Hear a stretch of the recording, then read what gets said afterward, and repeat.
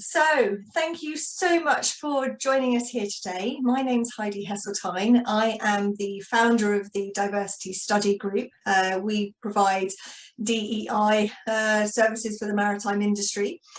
And as part of our programme for International Day for Women in Maritime, I am absolutely delighted to welcome Koni Duniya to join me. Koni is the founder and president of the Female Seafarers Association of Nigeria, and will be sharing with us stories from her background and some practical suggestions on how we can improve gender representation for seafarers. So Koni, welcome. Thank you, Heidi, for having me, and welcome to everyone on the call, and thank you for joining.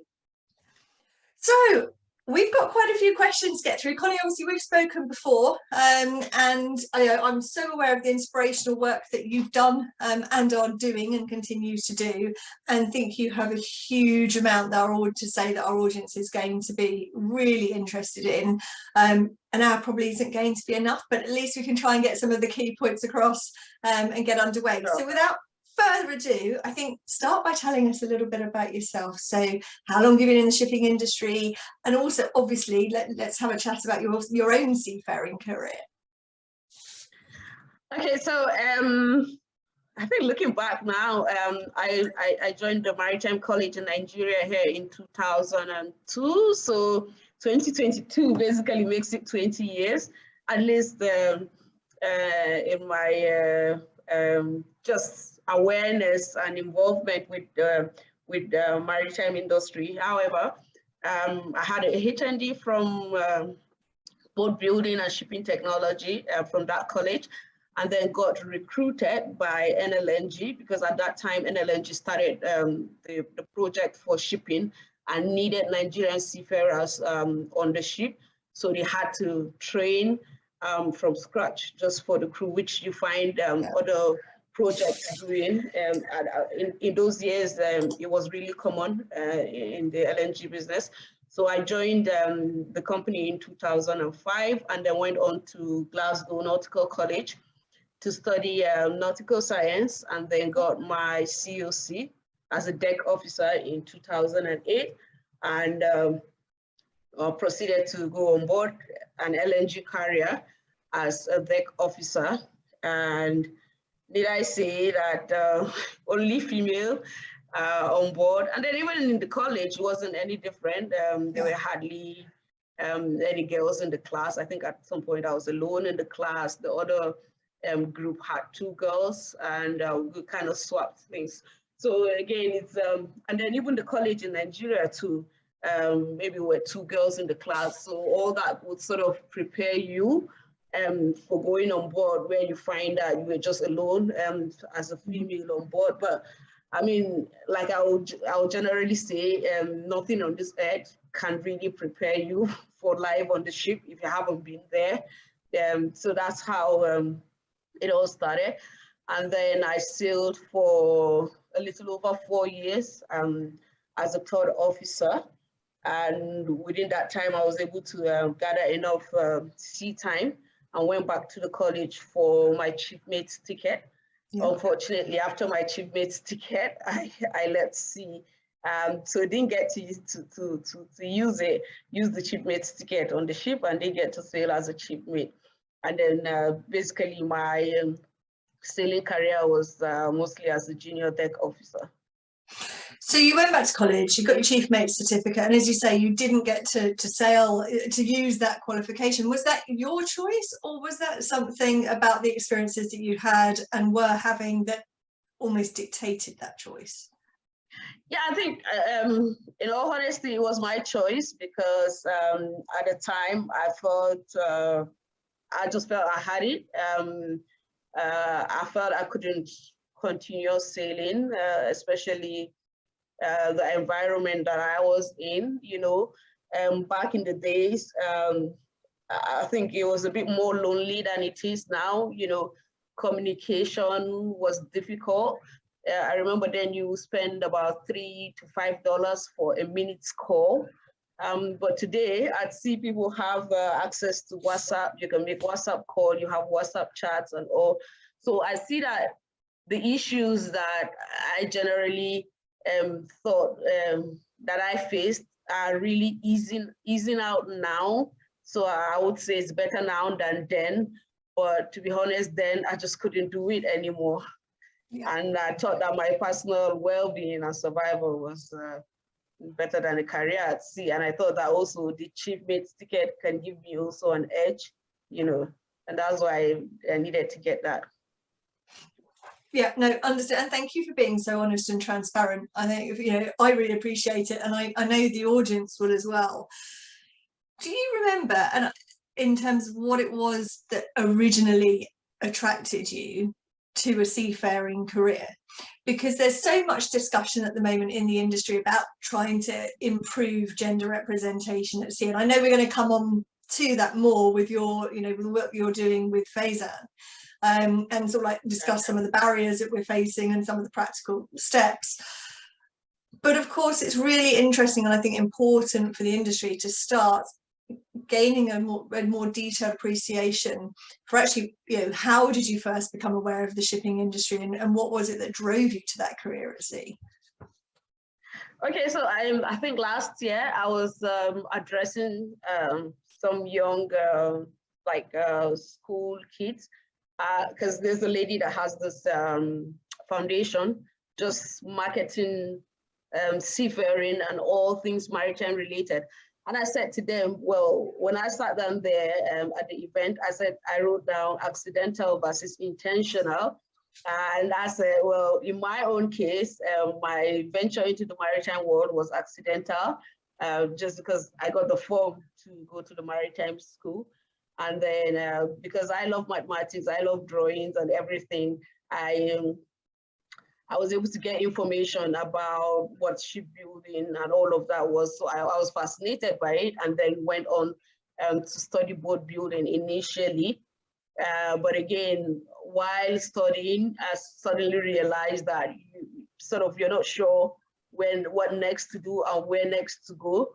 So when the company came calling, it was easy to just tag along. So everything has just been accidental. But again, looking back, I'm really grateful for that. So to the kids, I was saying, now you have the opportunity to be very intentional about venturing into a career in seafaring or any other maritime related field, because now information is more prevalent than during our time. We hardly had internet then when you look back, but now everything is at everyone's fingertips. So really, while we went in accidentally, there is opportunity for young people to be intentional about a maritime career. Yeah, and there's no real excuse, is there, I think, for us these days as an industry not to be out there and in front, because, you know, although I didn't pursue a seafaring career, I and a lot of other females in the industry I've spoken to, accidental as well, not intentional in the slightest, for me coming into the maritime sector. And again, the same as you, there just wasn't the information, the data available to help inform the career choices. So I think that's definitely something that one would hope makes life a bit easier now. And along with the, you know, when you talk about the seafaring careers, obviously as well, the connectivity. Given that you fell into it almost, and it was, as you say, accidental, once you decided that the seafaring route was where you were going to start, when you look back now, do you remember if you had an idea of how you wanted your career to develop?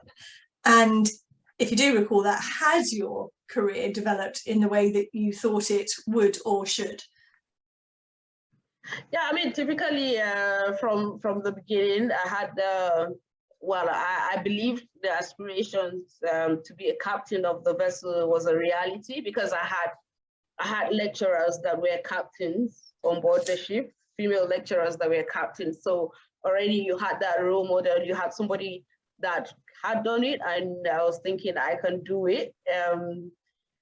Sadly, that all didn't turn out that way. However, the moment I realized that maybe I wasn't going to carry on to become a captain. And that's why I thought, well, pursuing the second a chief officer's license can be a plus going ashore. And I also, because from Glasgow, I had a HND.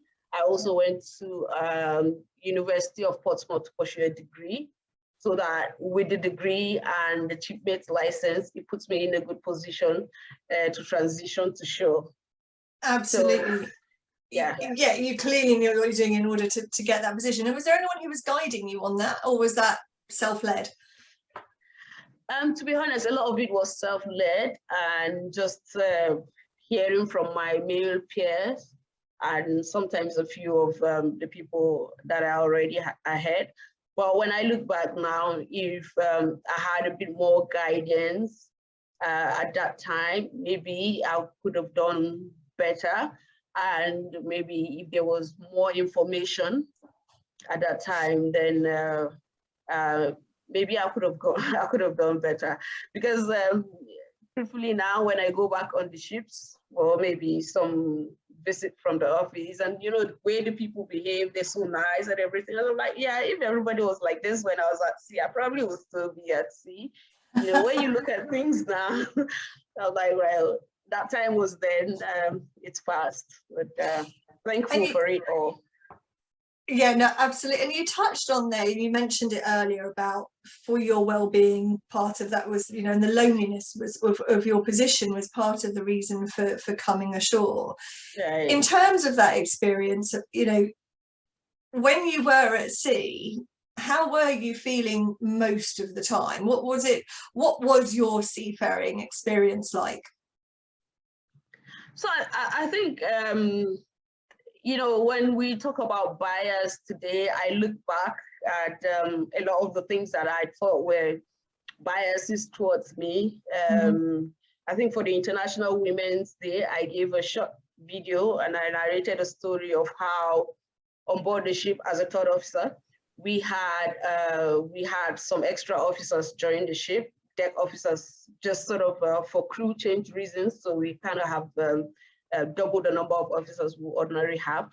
And then they split the watches amongst the male officers. And then I had to keep my 2 watches. So you had one person keeping morning and the other person keeping night, but then I had to do morning and night. And as a typical of me, I would speak out and I would challenge that arrangement.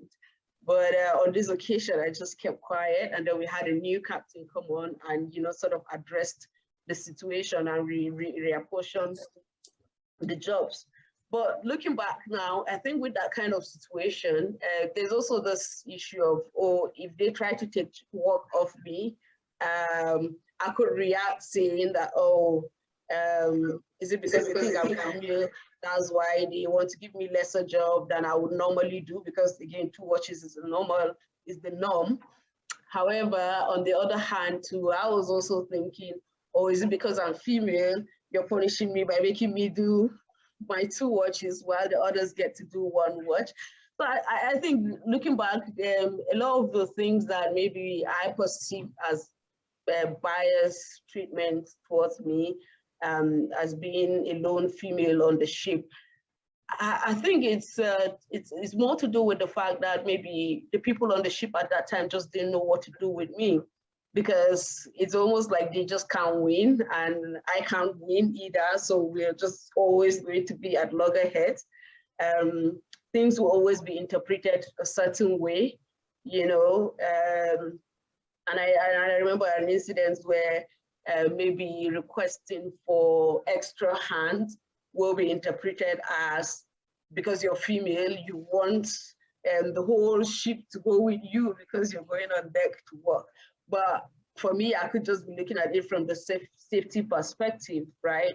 If I'm going to go work in a certain place that I feel I need like a watchman or just somebody to assist for safety reasons, it might just be perceived as is due to the fact that I feel that I'm female.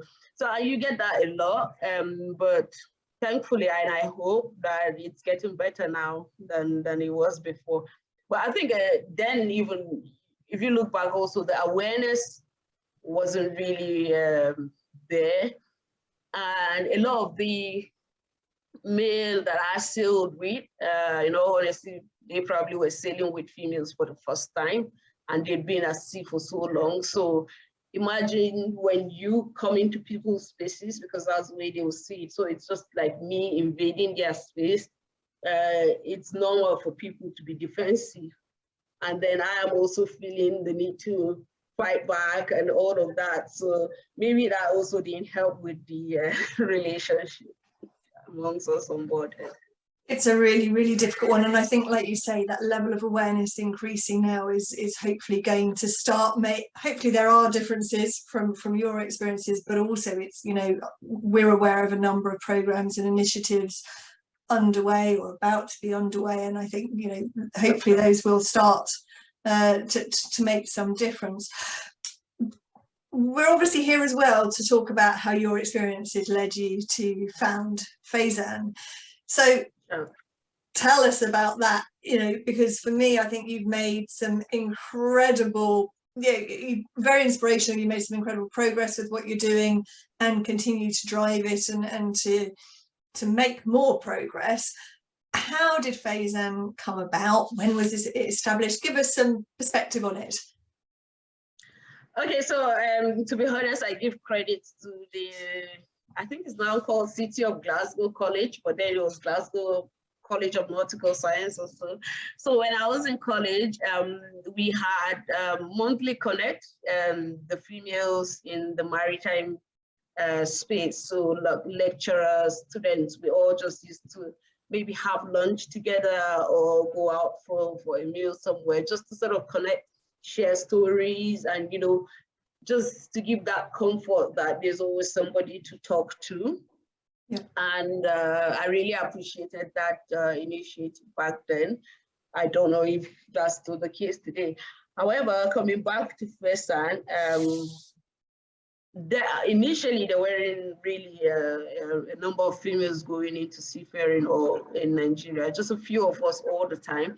And then suddenly the government agency in charge of maritime here started training seafarers. So they have this initiative. And then I realized the number of females was increasing by the day compared to what I used to know it to be.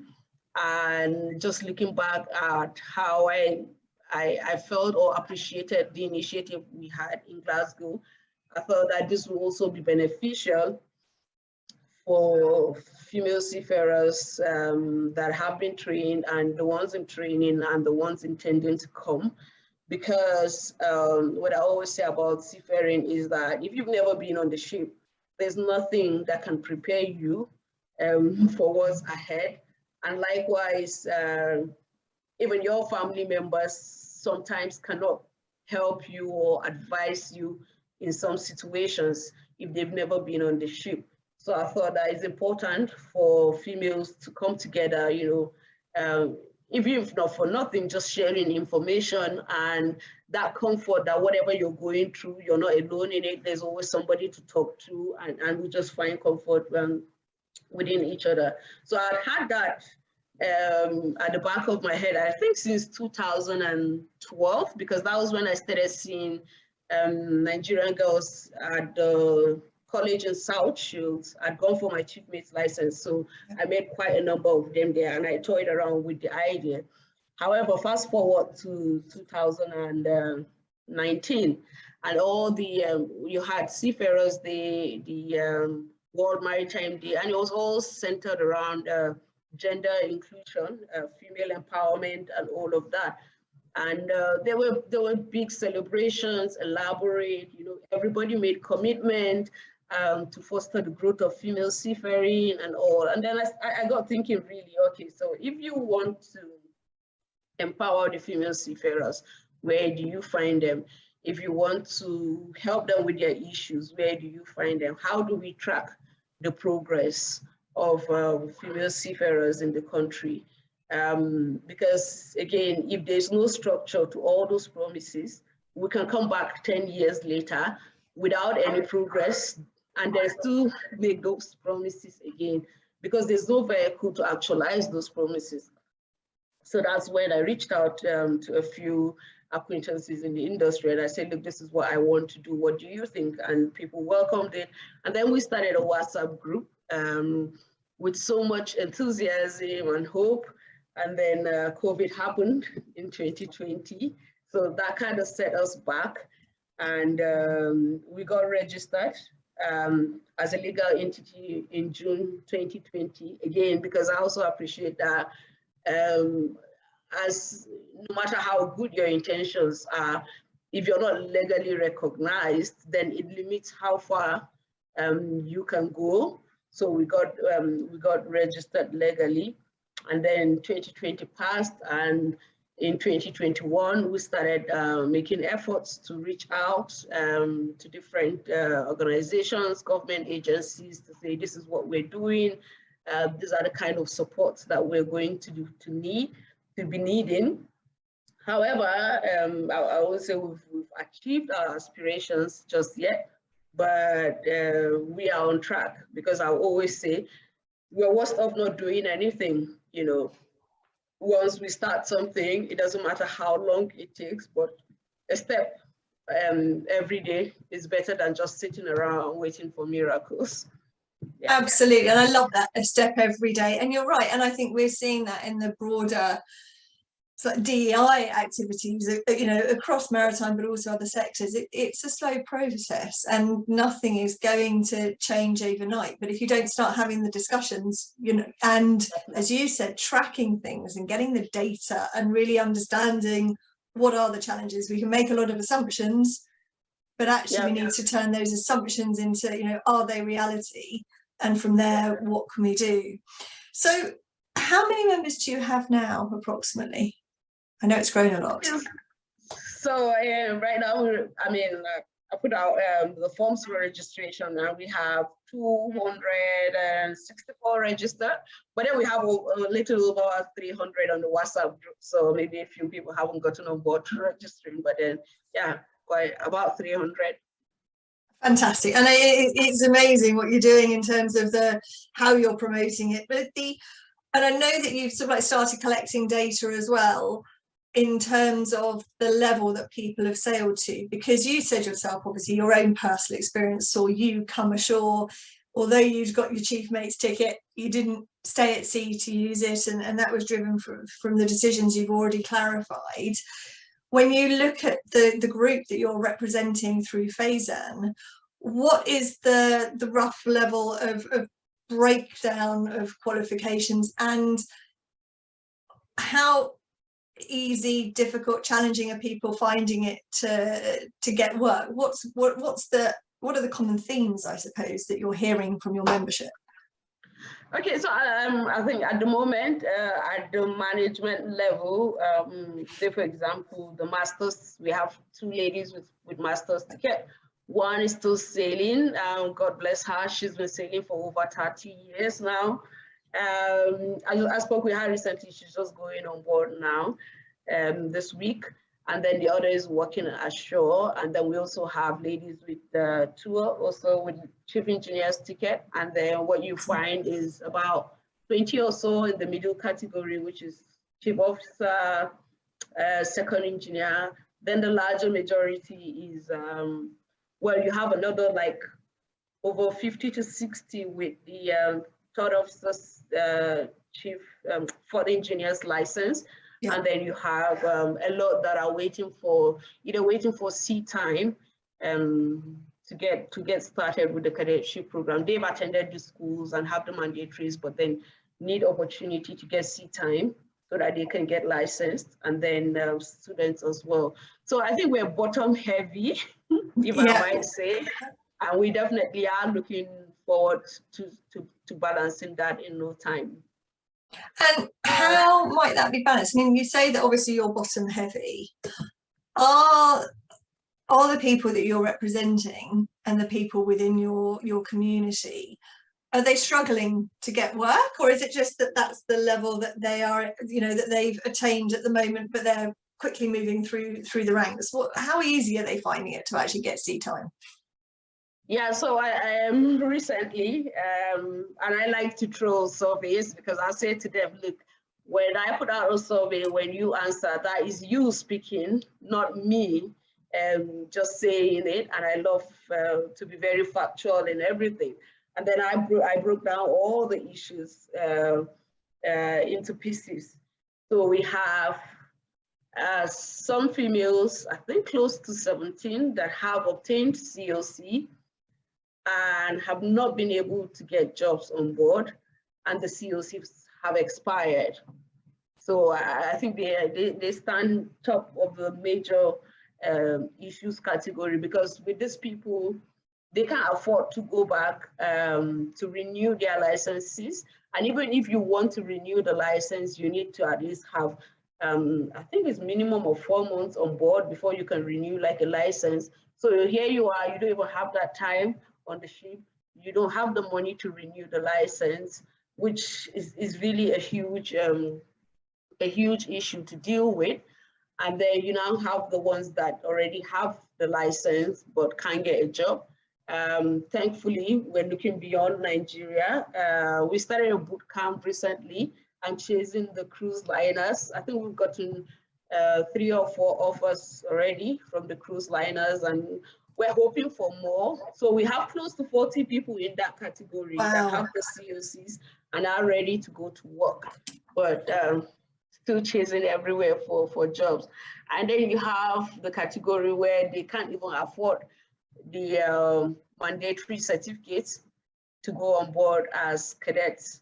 And then you have the ones that have the mandatory certificates that can't go on board, well, haven't gotten the opportunity to go on board as cadets, because then if you don't get the sea time, the journey hasn't even started. So you need to get the sea time and then get the certificate and then come back and join the waiting. But we're hoping that by the end of the year, we would have moved the needle a little bit further, and maybe the numbers in that space will start reducing. But again, we still have so many in school. It means if we're making progress and that number is depleting, you have more coming into all these different categories. There's a pipeline, isn't it, of people who are going to keep coming through. And as you say, I mean, it's astounding, isn't it, that, you know, that you've got these people who are so committed. And it's absolutely devastating if the certificates are expiring and they could, because they can't get the sea time. So a couple of points from what you've said there. You've obviously said that the cruise lines have been quite receptive, which is great, and really positive to hear. In terms of when you look at the tanker, the dry bulk sectors, and the other, you know, the gas, the other sectors of the market that we work in, are you seeing, how receptive have they been, and what are the reasons that the sea time is so difficult to get? Is it the space on board the ships? Are you getting feedback as to why they can't get on? So in Nigeria, I think the bulk of our seafaring job opportunities are in the offshore industries. And again, with the vessels in the offshore, they're a bit small. So you get the issues of cabin space. Yeah, so there's that general concern emanating from the offshore industry. You know, even at that, there's also the feedback from the job applicants themselves, saying that companies are unwilling to employ females. And, you know, it saddens me sometimes, maybe a job offer is posted in the group and then somebody like, oh, don't bother applying to that company because they don't employ females. But again, so it's an actual almost, and whether it's an official policy or not, there are actually organizations who are simply saying, sorry, no females. Yes, or you go through the manning agents, and you know, typical manning agents don't have control over the vessels, and they say, well, the vessel owners don't want females on board. You know, so I mean, for us, those are the kind of things we're trying to address. We haven't gotten to the end of it yet, but we use the media also as a tool, just to speak out about these issues. That look, if we are repulsive to employing females, then what happens to them? And for some of them, you've put in like more than 5 years in terms of schooling and all, where do you start from? You know, where do you go back to? And just trying to appeal to the wider society to just see these things differently, and we're hoping that they do differently. But again, what we're thankful for is the little acceptance we've started getting, and I strongly believe that if more and more female seafarers from Nigeria are getting jobs outside, I feel that will also compel the companies inside the country to do so as well. So we can only stay hopeful and do the most that we can. And it sounds like you're doing amazing work. And again, you've raised a really interesting point there, which I was going to ask you about. Within FESAN, are people willing to work outside of Nigeria and to join ships from overseas and in other territories? Is that okay? Is that generally not a 101%. 101%. 101. That's a definite yes. Yeah. Because and then another thing that I see also is well, we have experienced as a challenge is getting visas to leave the country to go and join a vessel somewhere. We've had some offers come through, and you have the HR personnel so excited about even the interview process, meeting the girls, but then unfortunately the visa appointments sometimes are hardly there, and by the time you get it, the vessel is already about to sail, so you lose that opportunity. From the government coffers too is something we're putting out, and I know even for some companies that we're looking at, they said you will need that CD1 visa, the American crew visa, you know, and then if you don't have a job, it's difficult to get that visa. And also, while we're making progress in searching and getting the people that are interested in us, the passport that we hold and everything again is trying to work against us. So it's like you make headway here and then something else is dragging you. But we're relentless. No one problem can hold us back. We'll find a way around it. I will do the needful. And you are finding ways. I think that's the thing. I think when you look at the industry as a whole, there's the challenges you're mentioning, which is actually getting female seafarers on board the ship. So, you know, to actually even just get to that really basic part of having them on board with their seafaring careers. Have you done any work or had any discussion about what people are encountering, so what females are encountering when they are on board the ships themselves? Because some of the discussions that we're having within DSG are very much looking now at the seafarer engagement, but also the culture and the creating a culture of belonging on board ships. And of course, that's not just aimed at gender, that's aimed at the entire seafaring population, to actually make it so that anybody can speak up. You know, you were saying earlier on that, you know, for you, perhaps you went to a slightly defensive position sometimes when you were on the ship because of, you know, what you were perceiving at the time could be biased, and it, you know, may well have been, you know, but you were saying very fairly, I think, I didn't know. But if you had that culture of belonging, obviously you'd be able to ask the questions, and you know, and as would other people who perhaps feel on the ships that they can't speak up. Have you spoken with your members about their experiences when they are actually managing to spend time on ships?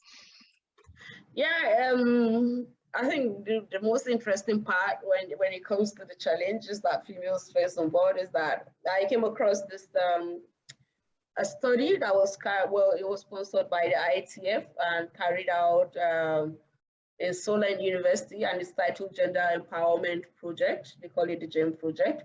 And it had contributors from Nigeria, China, and the UK. And the project concluded in 2016. And I was looking at all the issues that were raised with regards to female seafaring in that project. And in all honesty, today, these issues are not any different. They're still almost the same. And which starting with the perception of ability, your ability is always being questioned at every given point in time. It has been then, it is still there till today. And then there's interaction with other seafarers on board the ship, which can easily be misinterpreted because, and I recall one time I was on one ship,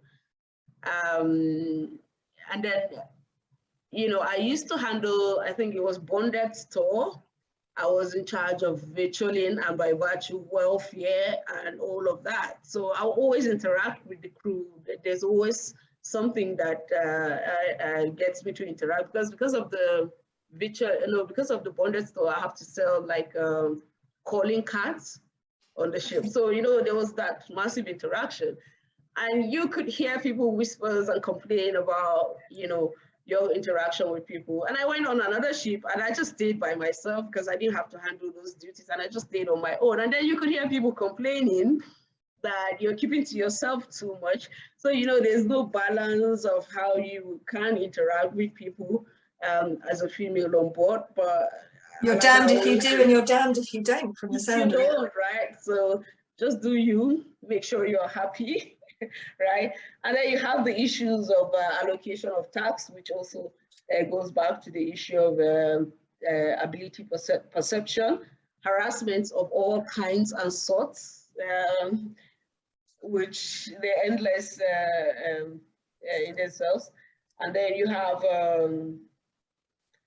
the notion that female seafarers will always leave early to go and raise families. So there's also the perception that, oh, you're not a good fit here, or you're just here buying time. And then you hear also, I don't even know whether this falls into the position of harassment, because there's this myth where they say female seafarers are bad omen on the vessels. I was really shocked to hear that statement still exists, even in recent times. I was really so am I. Yeah, that is, I mean, it's crazy. Because I've had people say that to me, but to think that it's still happening is really sad. And then you also have the isolation, because again, it goes back to your interaction. You're either going to be isolated away from others on board, especially when you're in like general cargo vessels where you probably are alone as a female. But I see that thankfully now some companies are starting to get females on board as peers, and I know for one, my company does that, try to get 2 females at least, all the time, so that at least the females themselves have somebody else to talk to. And for you, is that one of the solutions to this? Because I know, from when we've spoken before, yeah, you're not just focused on what the challenges are, you've got some really good opinions and from personal experience, but also talking to others on what we can do to start working towards changing this a bit more. But some of the discussion we're having elsewhere in the industry that we're aware of is also about, well, should we be looking at crews who are fully female? Should we be looking at crews with a minimum of 2? Should it be a minimum of 3 females on board when you're trying to look at the gender side of things? What are your thoughts on it? I mean, I'm assuming more than one is better if you're the female. Definitely. I could say that for sure, 101% more than one is better. But also, I think I dropped it this morning as my message to the team to celebrate the Women's Day. When we have 2, 3, 4, we need to love each other regardless of who we are, and then support each other. Because when we do that, we unconsciously will start changing the minds of the male seafarers and start changing their attitude towards us. So we can influence by our actions. And I believe strongly in this, that when we continuously have multiple female seafarers on board and they're able to work together, look after each other, support each other, by human nature and behaviorally, the male seafarers would naturally just be in tune to behaving that way, so that even maybe the next time there's a one female on the vessel, they would likely behave to her the way another female is behaving to her. So I see that we also have work to do as females on board. We have work to do. And so for us from the company end, if they promote female seafarers on board at a time, that would also help. Yeah. And what's your view on the suggestion of perhaps having vessels crewed by all females? So then you're essentially creating an all-male ship and then an all-female ship. Have you any thoughts on that? For me, I think human beings will be human beings. The same things we probably complain about in the male-dominated vessel, we will probably have it on an all-female vessel.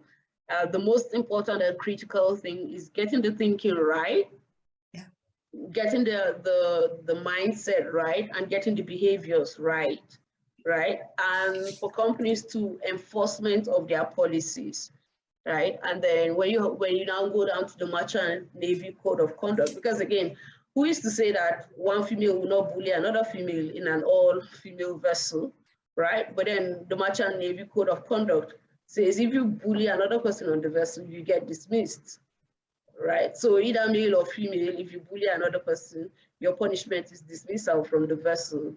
So if companies are enforcing the behaviors that are expected from, say, the Merchant Navy Code of Conduct, because this is how we want you to behave, and it's for a reason, right? You want people to behave a certain way because you want to create a certain kind of work environment that will enable everybody to work safely. Because at the top of it all, safety of everybody is important. And I think I made this reference somewhere where I said, for you, the vessel owner that is harboring somebody that is known to be a repeated offender, harassing people on the vessel, and then that person that is being harassed and has suddenly started suffering psychologically, everybody goes to bed and you leave that one person in charge of your asset.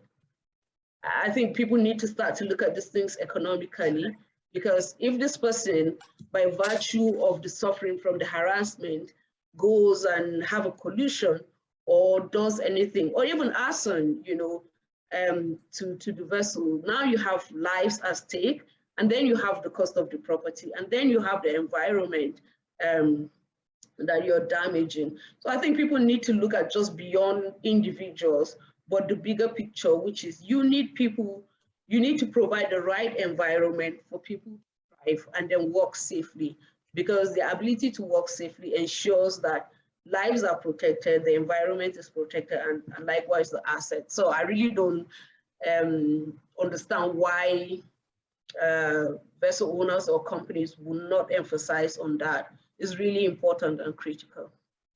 And that goes back to what we were talking about before. That goes across everything. That's not just gender, is it? It's about that whole culture on board, because you're right, the safety side is paramount. And not just if someone has been, I think is a really valid point, if someone has been bullied or is not feeling that they are psychologically safe, that's going to cause them perhaps to not think in the way that is expected. That is expected, and it's understandable. I think the other thing is, as well, is if you don't have a culture of belonging where everyone can speak up as well, if someone sees something from a safety perspective that concerns them, but they don't think they can talk about it, your risk factors rise exponentially. So I think it benefits all round. And I think you're absolutely right what you said, get the behaviours right. Sure. And apart from that, in terms of what the industry can do, so whether it's the industry collectively or individuals with the industry, you've spoken about the code of conduct, which I think is a really interesting, again, another really interesting perspective. Is the code of conduct enough? Should we be doing more work? I think we already know the answer to that. But what actions would you like to be seeing taken at an industry or at a corporate level to support the need for change? So I think when you look at from the regulatory side of things, I think quite enough has been done. Because at first the personal social responsibility, I think it's called, is part of STCW. So early enough, even before you go on board, that discussion is starting to happen. And as you become an officer, you have HERM, which is human element and all of that, which is also in different categories. And simply because at different levels on the vessels, there's different expectation from people in terms of behavior and leadership as well. And then MLC as well. MLC is touching on that critically. And then I also made reference to the Merchant Navy Code of Conduct. So do we have say instruments that are supposed to guide the behavior that is expected on board the vessel? And I'll say absolutely yes. We have more than enough, because if you have to do PSSR and then do HELM course, and then you go on to maybe do a mini CBT on MLC and all of that. So everybody hopefully is aware. And now that brings us back to the companies. Are you enforcing the behaviors that you want to see? And I think that's where the ball is being let down, because in the past you could just hear that, oh, they categorize some captains when I was younger, they would categorize some captains as, they would give them the names and everything. Do we say that nobody in the company is aware of all the stories? And I hope that it doesn't exist anymore, but sadly, you hear bits and pieces all over the place. So the companies themselves need to enforce the behavior. And I think we mentioned the other day, ESG, I feel is a blessing, because ESG is now looking at how you're treating, how the people on board the ship are being treated, right? And it's looking at even retention, your ability to retain crew. Because again, it might not sound like a big deal, but your ability to retain crew would also determine the culture of on your vessels or in your company. Because when you have people come and go, people will come with different cultures and behaviors. And likewise, in terms of maintaining standards, because people come with different standards from different places. So how do you keep your standards too? So I think I like what ESG is doing now, which is from the commercial end, from the ship owner's pocket, is forcing you to look after the seafarers. So I think if more of it is done, then hopefully we will make progress. And I think another thing is also collaboration. I see a lot of collaboration happening. There's no limit to it. There's no end to it. We'll keep at it, keep brainstorming, sharing ideas, and hopefully getting the required results. Which are all really good points, and I love the fact you brought up ESG as well, because that really is, it really is starting to be such a, well, not starting to be such a driver, but on the human element, we are seeing more and more work being done. And I think, again, there are some good initiatives out there that we're seeing for the seafaring community. Some of them at the early stages, but I'm aware of one organisation who have done quite a lot of work with on the cultural side with the seafarers. So really where they've become aware of some cultural challenges, trying to bring that back to a place of belonging, and particularly looking to address the talent shortage. Because the other thing that for me ties in with all of this, there's, from a seafaring perspective, we know we have challenges attracting talent, and COVID really hasn't helped that. It's had a really damaging impact on what we're looking for. So we as an industry have to be looking further afield as to where we're going to get the seafarers from, but we also have to look at the fact that if we're only looking at a male demographic, we're missing out on so much talent as well. So I think all of those points that you're enforcing there are fantastic. And I love, again, you're saying, look, the regulations are actually enough. It's the organisations who need to be doing more. We need the companies to step up, right, and enforce the behaviours. It's not, and I think that's absolutely critical. Obviously, it's not purely about the behaviours, because that's the retention side and making sure that once you're on board, Is there anything from your experience companies could be doing better, or what could companies be doing better to get female seafarers on board in the first place? What would you like to see happen? So I think at this point in time, if the environment is right, you will thrive, and that's why working environment is being mentioned as part of the theme for today's celebration, because it's critical, right? It doesn't matter the effort, if the environment is not right, people would choose between their survival and being there. So we need to get the environment right. Yeah. Okay. And you mentioned something a while ago in our discussion, and again, really valid point when you said, look, there's a perception for female seafarers that you're going to come on board, but essentially once you decide to start a family, you're off. And we've spoken about this before today. Yeah. Obviously, it is going to be the female seafarers who do have to go off and start the family. There's no ways around that. But in terms of the managing that perception, managing the realities, how companies again can support that, what would you say to people who are listening today? So I think first we have a general issue, which is the maritime industry as a whole globally is dominated by male, right? Is male dominated. And then you come down to seafaring, right? And I see seafaring as a very viable pipeline for the maritime industry, because I tell you what, if you get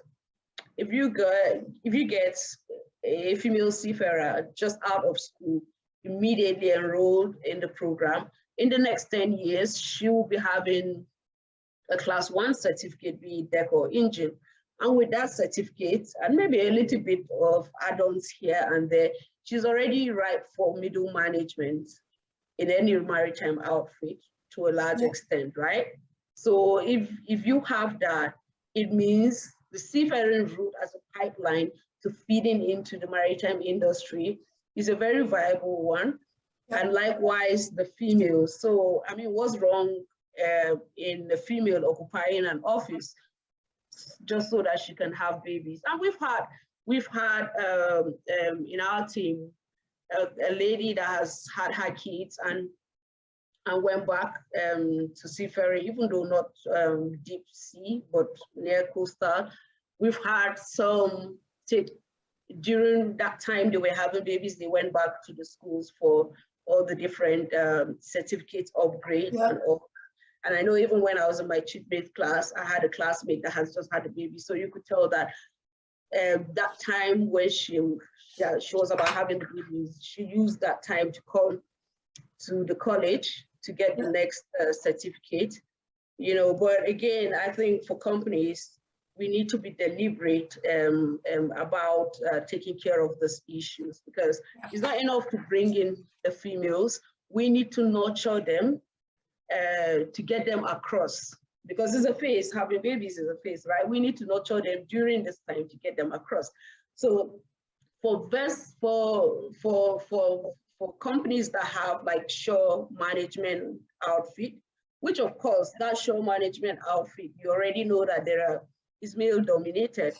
That female seafarer that is at the stage of having babies can be a great contribution to your shore-based operations. So what stops you from bringing her ashore for that time? And she goes on the regular maternity leave like every other female would do ashore, and then get back to work and nurture the baby. And if she so wishes, later on, go back and continue sailing. And then certainly for the ones that maybe got their jobs through a mining agency, because again, the mining agency, being what it is, doesn't have control over a lot. Yeah.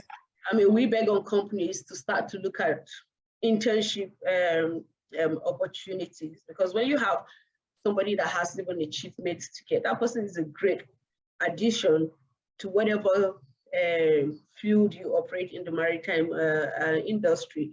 So internship offers by companies would help with that a lot. And then if you give them that opportunity, by the time they go back to the vessel, they are better managers, because by then they'll be either heading towards captains, chief engineers. They would do better job by virtue of being ashore and understanding how things work ashore and the challenges that makes them better at doing the job later on the ship.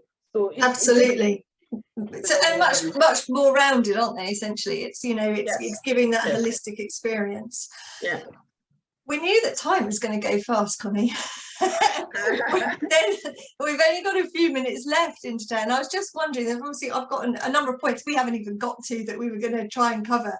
Are there any questions that we have from anybody who's watching today? Because I think it's a fascinating discussion. There's clearly a lot that we can be doing, and some fantastic points. So if anyone does have any questions, then now's the time. Pop it in the chat box, if you would, and then we can try and address that before we come to a close. While we're looking at that, I think one of the questions that we've seen was also, in the short, medium and long term, what would you like to see happen for FESAN and with the people you're representing?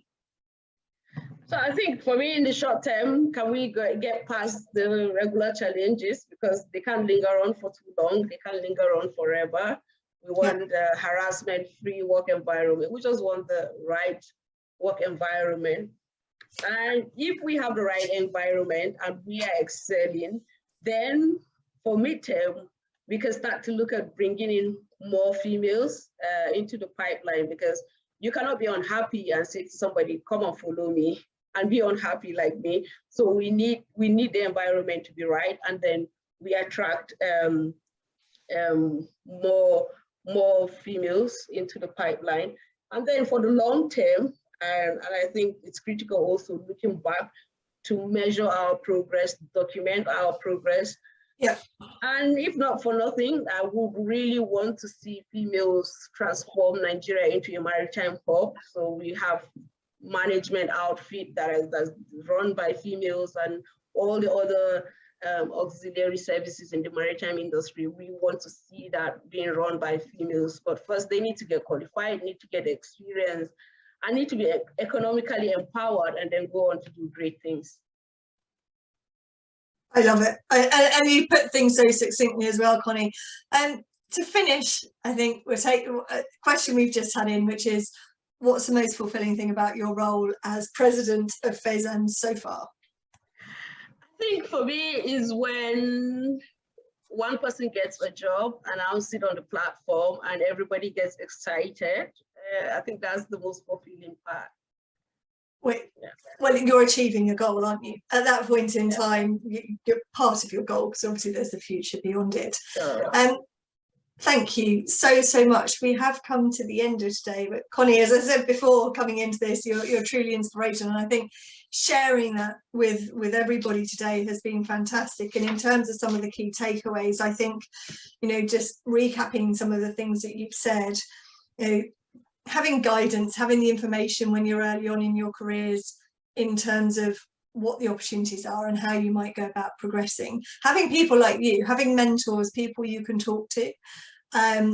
Communication is critical for you within your group, and for female seafarers in general, but not just within the female community. Of course, you need your male allies. You've got to have advocates across the industry, and I think that's something we haven't had the opportunity to touch on. This isn't just for the females to be doing on their own. You know, if we're in a male-dominated community, the change comes from the males supporting what you're trying to do.